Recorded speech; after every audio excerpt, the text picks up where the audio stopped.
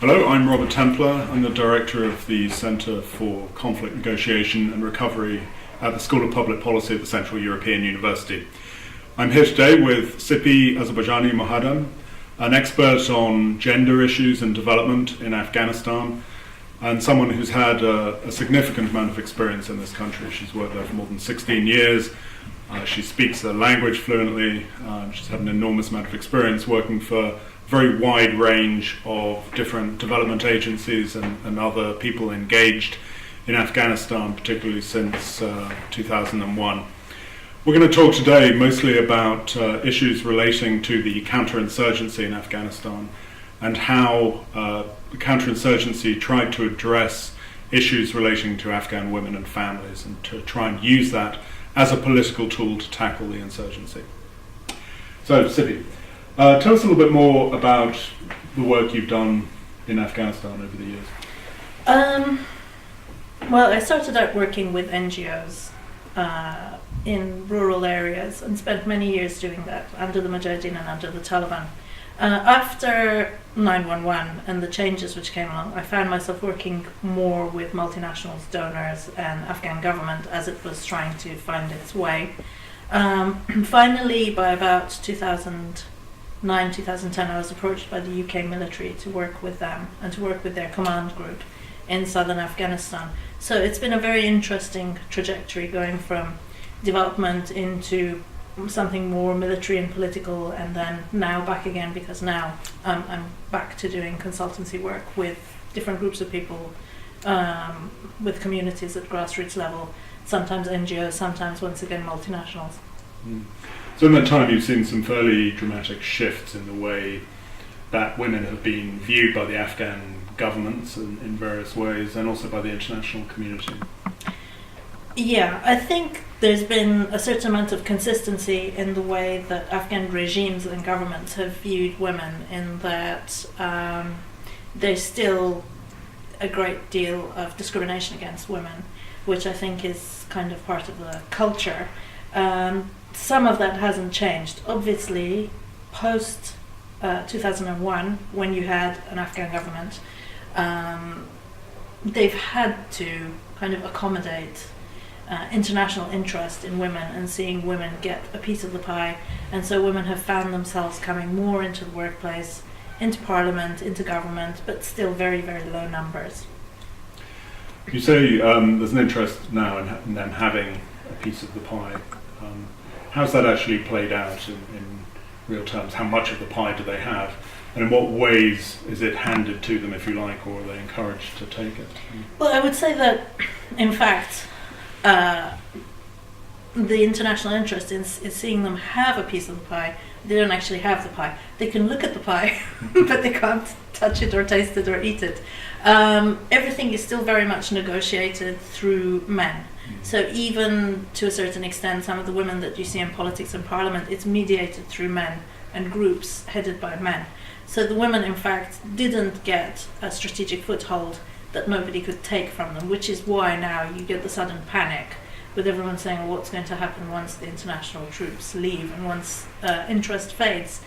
Throughout these 10 years, what we haven't seen is building that strategic foothold that allows women to not be pushed out of the way as soon as the international scrutiny is gone. That means that women didn't become power holders. They didn't become obvious movers and shakers. They didn't take control of anything. So even if, for instance, you pushed and you got X% of women have to, X% of workers in such and such ministry have to be women, it doesn't mean that they actually got to control anything that happened in that ministry. So it's all been very superficial. How in Afghanistan could you have moved beyond this sort of cosmetic changes to something more substantial when it comes to? Well, first of all, that process would have been extremely long term, but it would have been good to set some good, strong foundations in this past decade, and it would have meant understanding the dynamics of power and the corridors of power and how people actually become powerful, and then to assist women or to facilitate for women to move into that, but very much with women pushing their way in. Part of the difficulty also is that women often don't see themselves in that role.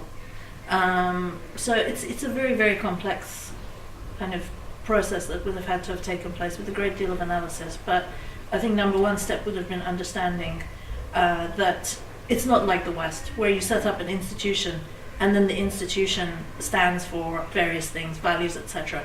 It's more about networks of power, which women really didn't get a foothold in. I think that what happened with those networks of power is that they understood that to get in the West's good books, they had to produce women. So these networks effectively hired women, which they then would put in parliament or ministries or here or there, to be able to say, look, we're democratic, look, we have women. But we didn't actually set up any institutions in the way the West understands institutions in which women could then find their place. So what sort of institutions are lacking that you think might have been able to help? Any institution, really, like government institutions. And if you look at the way government functions, like ministries, there's very much a theatrical facade which functions as a ministry. It's supposed to function, jumps through all the various hoops with donors and so on and so forth, goes through the motions. But underneath it and behind it is the actual, kind of dynamics of power, the dances that various factions and groups have with each other within. And it's more about networks and loose networks of interests that then occupy various ministries. So they're quite nomadic in many ways as well. And I'm sure you know about the whole dividing up of Afghan ministries between various ethnic groups right at the very start. And I think that what happens is that there's a fluctuation back and forth of these various networks based on whatever it happens to be, ethnic interests, commercial interests, factional interests. And so the networks will move into, flow into whichever kind of institution they feel it's necessary to flow into. The actual institution itself, whether it's a ministry or an educational establishment or whatever, doesn't function as we expect it to function. I don't know if that makes sense or not. Back in 2001, after the attacks in the United States, there was a huge surge of concern about Afghan women. And you had Laura Bush and a whole array of Hollywood celebrities and others talking about the plight of Afghan women and how something needed to be done to help them and whatever. What actually happened in that time frame? Did it endure? Has there been a consistent Western effort on behalf of Afghan women? Yes and no. I think that Afghan women still, as a topic, as soon as you say Afghan women, you still get that sort of surge of interest and a certain amount of emotion and the, oh, those poor women kind of thing going on. But certainly I think the interest is not as huge as it was. I think part of the reason for that may be that there was a perception that the minute the Taliban left, everyone would rip off their burqas and, there would be Miss Universe contests and, Afghan women would be truck drivers 2 minutes later and everything would change overnight. And what they actually saw was that none of that happened. A lot of women continued to wear the burqa. The situation was much, much more complex. And there wasn't the possibility to change things and suddenly westernize the whole country for women overnight. And I think that probably led to some drop-off in interest. And you subsequently went on to work for the military there, looking at their engagement with the Afghan people, essentially. So how did that come about? How did you get into that work? I was approached by the UK Ministry of Defence as one of a number of people who were considered as experts on Afghanistan and asked to come and advise a person, a UK general who was going to be commander of Regional Command South. NATO had split Afghanistan into 4 sectors, east, south, west, north, and he was coming in to command the southern region. So I was asked to be his advisor, and it was based on my CV, basically, what I'd done in Afghanistan previously. He wanted a civilian who had experience of working on the ground in Afghanistan, who understood local conditions very well. And you were working mostly in Helmand province? Eventually I ended up working in Helmand province after his work finished and he left. But initially Regional Command South covered Helmand, Zabul, Kandahar, Uruzgan. And then there was a split where Helmand was split off to make Helmand and Nimruz were split off to make a fifth region, which was RC Southwest. So, and then I was moved to work with the various British commanders who headed the task force in Helmand. Mm. Yeah. Tell me something about this part of Afghanistan. What is life like for ordinary people in this part of the world? It's predominantly rural area, not much in the way of big urban centres. Kandahar is a big urban centre. Other than that, not really that much. A lot of trade, a lot of people travelling backwards and forwards. Obviously, Pakistan has an influence on one side, Iran has an influence on the other. Conservative, culturally conservative as well as religiously conservative, because sometimes the religion and the culture don't agree. And women have a pretty sheltered life, covered in hijab, sometimes not allowed to travel that far beyond house or village or compound. Very low literacy rates for women, certainly not a large number of women working outside the home. Previously in the 70s, situation was very different. Lashkargah, the centre of Helmand province, was known as, I don't know, they usually choose something like Paris or London, the Paris or the London of Afghanistan, and lots of Americans there, universities, and people having more freedom. In that period, there were a number of women who worked outside the house and had much easier time. But obviously, decades of war, Mujahideen and the Taliban had changed all of that. So by the time I got there, you barely saw women out on the streets. Mm. What were kind of women's domestic lives like in that situation? Again, probably pretty similar. Well, I mean, pretty similar to what happens in other parts of Afghanistan, depending on how wealthy you are. Obviously changes the way that you live, but lots of work, domestic work, and if you are rural and you have a farm work, working with the animals and looking after the children, doing everything without electricity and without appliances that Western people are used to. Sometimes some families maybe access to radio, possibly TV, possibly DVDs and stuff like that as entertainment. Pretty much stuck at home doing all that stuff. Once in a while you're allowed out to go to a wedding or a funeral. Very, very kind of sheltered, restricted lives, and a lot of hard labour for some women. Domestic violence, I think the rates are pretty high all over Afghanistan, probably in Western areas as well, in the south. Not always access to healthcare. Certainly not always access to education. So women dying in childbirth, big possibility, and not the type of life that you have in the West where you can just go out of the house and go down the road and go to the shops or whatever. Not possible for women in all places. Some places never get to leave the house. Mm. So very different life from what Western people would be used to. Mm. And in this context, you eventually were working with the US military on a project that was supposed to engage women in this area.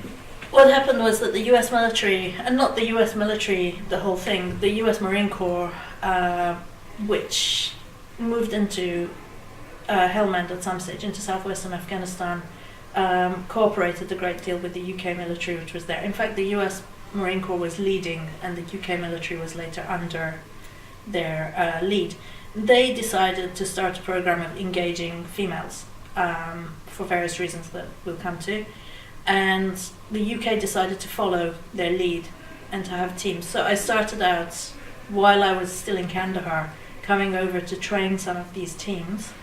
And then when I moved over to Helmand, obviously I got to meet a lot of the women who were involved with the US Marine teams, and also their bosses, male and female. And so helped them with troubleshooting and discussing and some of their kind of training sessions and so on and so forth. They did their training back in the US, but sometimes they'd have some events in Helmand. And I continued to help out with the UK female engagement team effort as well. So I was seeing the whole thing, the American side and the UK side. and I was seeing all the paperwork that was being generated, all of their reports that they were writing when they were coming back from the field, and reports about them, and so on and so forth. Yeah. What was the aim of these teams of people?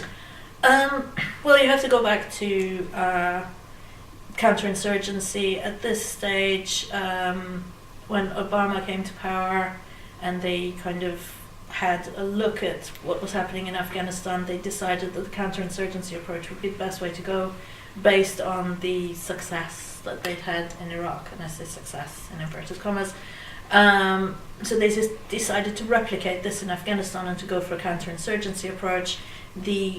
One of the gurus of counterinsurgency at the time was a man called Kilcullen, and in his articles about how to wage a great counterinsurgency, one article was about women, and that if you could access the women, that was 50% of the population, and you would automatically get 50% counterinsurgents on your side, and that they could then influence the men in their household and the children to come over to your side, so therefore you would win.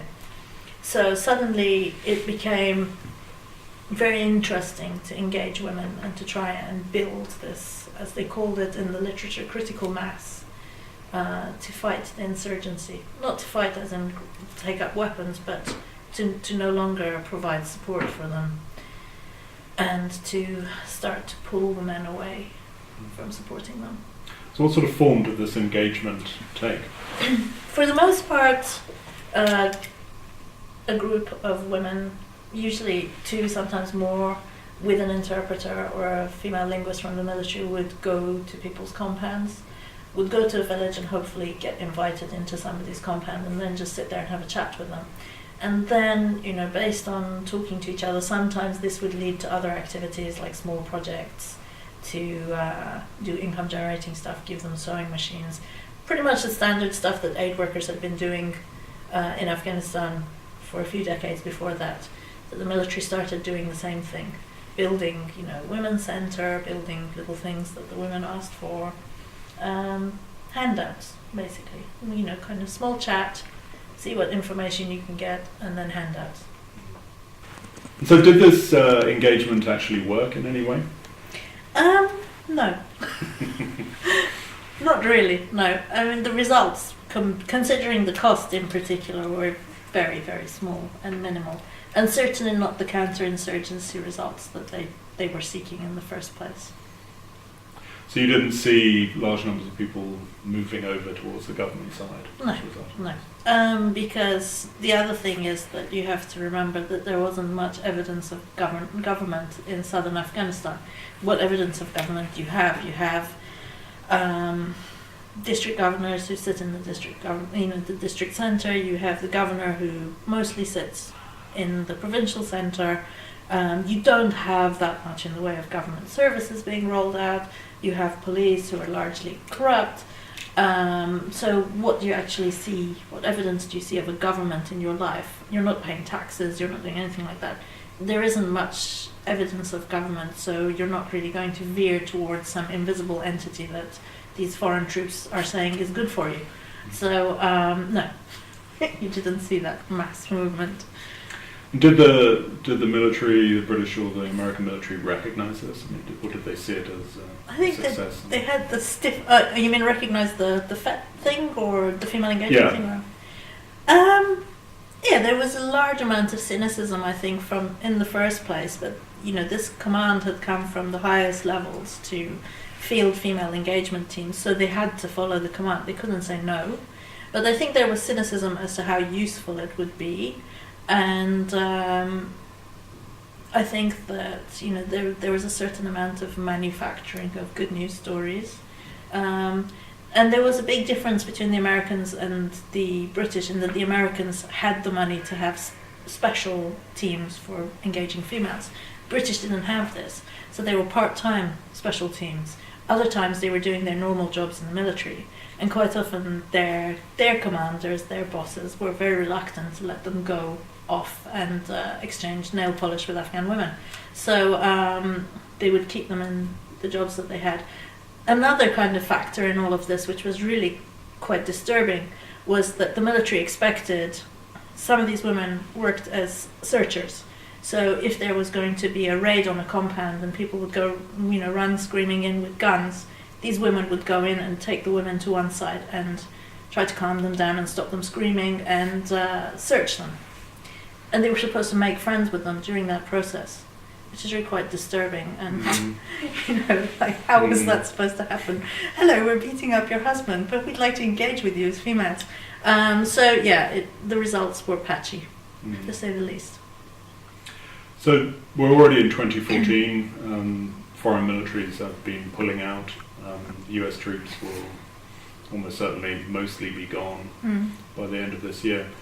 So what do you think that means for Afghanistan? That's a vast question. You can't ask me that question. Be more specific. Okay. So with all the troops pulling out by the end of 2014, is this going to have a dramatic impact on the lives of Afghan women? Is their security going to change in any way? No, I don't think so. I mean, in some parts of the country it may, but difficult, really. It's a difficult question to answer. I think that the type of security that would impact women and women's lives in communities all over Afghanistan probably won't change, because I don't think the international community has had that much of an effect on it. In areas where you have ANA, Afghan National Army, and Afghan National Police engaged in heavy fighting with the Taliban, things are not going to change. The fighting will continue, and if women have been suffering during this fighting, which they have been, they will continue to suffer. Other places which are secure, they're secure for a variety of reasons, maybe a little bit because of the presence of Afghan National Army and so on and so forth. No, I really don't think it will have that much of an impact on their security, but I'm saying that because I don't think their security is that great. I'm not saying that, the security is wonderful and it will stay wonderful. I'm saying it's pretty bad all over, and it will continue to be bad. And again, that has to be qualified as well. I mean, what are we talking about? Are we talking about lawlessness? Are we talking about presence of insurgents? Are we talking about high crime? What are we talking about? Because it will vary. But I don't think that, all of these things have disappeared from Afghanistan. So there have been essentially 13, 14 years of very intensive engagement in Afghanistan by the international community. What will be the legacy of that, do you think, and particularly with women? Mobile phones. No, certainly a large number of girls have gone to school. Now, sadly, it's not certain that they'll all get to go to high school, because not all of them have access to high schools and not all of them have families who want them to go to high school. Healthcare has improved, but again, difficult to say what actual real percentage. Some women have gone to work, so that's been great for them. They've had this opportunity. Again, will it continue afterwards? Don't know. A lot of this has to do with money as well as security. People are worried that if the Taliban come to power in the government, then women's rights will be sold down the river. I think that women's rights were being sold down the river anyway, without the Taliban giving it an extra push. The other thing is that they don't seem to be coming to any sort of agreement with the Taliban on giving them space in the government. So I'm not sure how much we have to worry about that happening anytime soon. Sorry, I forgot the original question. About the legacies of engagement. Legacies, yeah.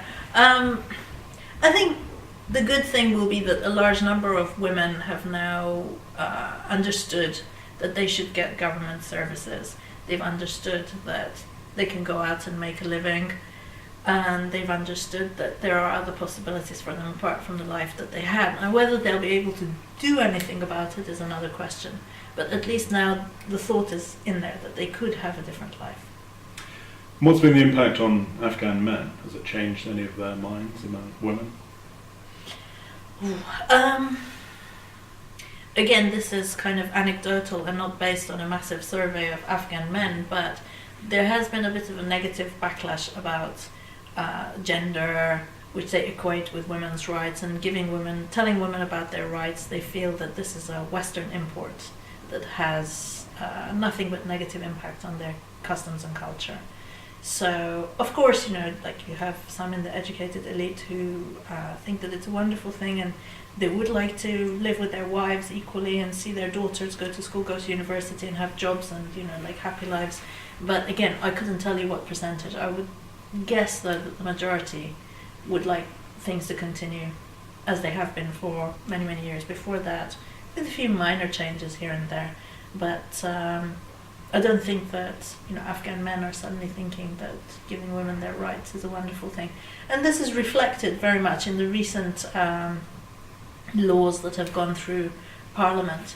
The reluctance to ratify the law about violence against women, the Shiite marriage law, which effectively allows husbands to rape their wives when they're married, and the latest set of laws that thankfully Karzai didn't sign off on, which would mean that if there were cases of incest, domestic violence, or sexual abuse within the family taken to court, that family members couldn't testify. Thankfully, this didn't go through. But all of these things going through Parliament shows you that the situation is not great. Back in 2001, you had this sense that Afghanistan was going to be transformed in a certain way, that it would be democratic and egalitarian and everything else. Was that just an incredibly foolish idea, or was it the implementation that went horribly wrong? I think a combination of the two. I think there were some foolish ideas that were fed by people who were termed as experts on Afghanistan or subject matter experts or whatever. So there was some foolish thinking and some fantasizing. And then the implementation. I think that the implementation also went badly wrong. And again, very complicated explaining why the implementation went wrong. But yeah, there was much that could have been and should have been done differently. What do you think are the biggest sort of misunderstandings about Afghan women from the outside world? I think one of the biggest misunderstandings is that there is a sense that they are all, feminist ninjas sitting there under the burqa waiting to burst out and liberate themselves and liberate everybody and everything in sight. And I don't think that that's true. I think many of them have a hard time getting through every day trying to find ways to survive, like poor women in underdeveloped countries all over the world. So I think that the struggle for living for many of them is much more important than rights, and thinking about rights and so on and so forth is a big luxury for a lot of Afghan women. And the other thing is also the huge misconception that, like in Western society, Afghan women can think and act as individuals. They can't, and the family network is so dense, and decision making, especially for women, is so tied in with the family that you have to deal with families. You can't deal with women as individuals. It's very rare. Okay, well, thank you very much. That was an interview with Sipi Azerbaijani Mohaddam, an expert on Afghanistan, and someone who's been working there for nearly 2 decades. Who joined us at the Central European University in March 2014.